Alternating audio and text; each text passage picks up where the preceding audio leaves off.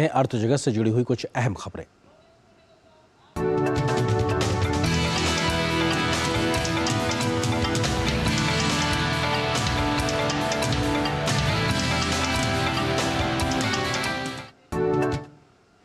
अगले सप्ताह से शुरू होने वाले तिमाही परिणामों से पहले बैंकिंग, वाहन, ऊर्जा और आईटी शेयरों की अगुवाई में भारतीय शेयर सूचकांक शुक्रवार को लगातार दूसरे सत्र में बढ़त के साथ खुले, जबकि ताज़ा आंकड़ों में 2024 में अमेरिकी दरों में जल्द कटौती पर संदेह पैदा होने के बाद वैश्विक शेयर बाजार में नरमी रही है।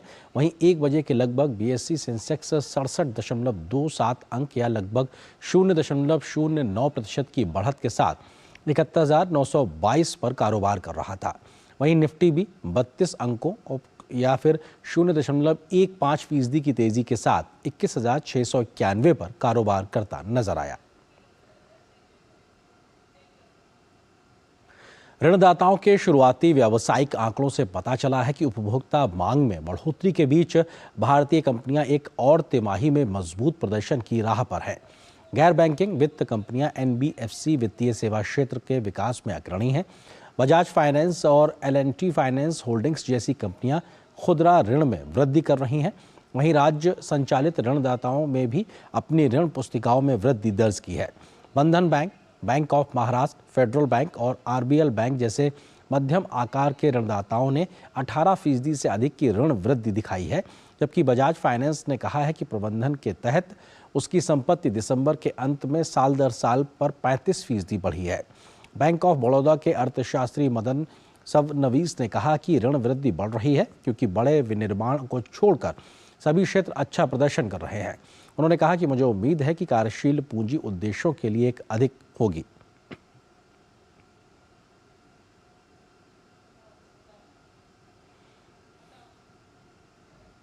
तो भारत के लिए ऋण वृद्धि तीसरी तिमाही में मजबूत संकेत देती नजर आ रही है। तो वहीं भारतीय अर्थव्यवस्था के लिए आशावाद का संकेत देने वाले एक कदम में किस प्रकार से राष्ट्रीय सांख्यिकी कार्यालय वित्तीय वर्ष 2023-24 के लिए सकल घरेलू उत्पाद के विकास पूर्वानुमान में वृद्धि की घोषणा करने के लिए तैयार है, जो मार्च में समाप्त होता है।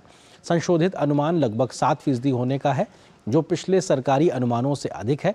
यह विकास भारतीय रिजर्व बैंक द्वारा पिछले महीने अपनी विकास उम्मीदों को उसी आंकड़े पर समायोजित करने के बाद आता है, जो पहले के 6.5% से ऊपर था। प्रधानमंत्री नरेंद्र मोदी के नेतृत्व में सरकार ने बुनियादी ढांचा परियोजनाओं में राज्य निवेश को बढ़ाया है, जिसका उद्देश्य उपभोक्ता खर्च में कमी के कारण आर्थिक विकास को प्रोत्साहित करना है। इस रणनीति से न केवल अर्थव्यवस्था को समर्थन मिलने की उम्मीद है, बल्कि मई से पहले होने वाले आगामी राष्ट्रीय चुनाव में मोदी सरकार के तीसरे कार्यकाल को भी संभावित रूप से सुरक्षित किया जा सकता है। वहीं S&P ग्लोबल रेटिंग्स का अनुमान है कि भारत अगले 3 वर्षों में सबसे तेजी से बढ़ती प्रमुख अर्थव्यवस्था के रूप में अपनी स्थिति बनाए रखेगा। पूर्वानुमान के अनुसार ये 2030 तक दुनिया की तीसरी सबसे बड़ी अर्थव्यवस्था बन सकता है, जबकि S&P चालू वित्त वर्ष के लिए 6.4% की वृद्धि दर का अनुमान लगाता है। ये वित्त वर्ष 2027 तक 7% तक तेजी की उम्मीद भी दर्शाता है। और बात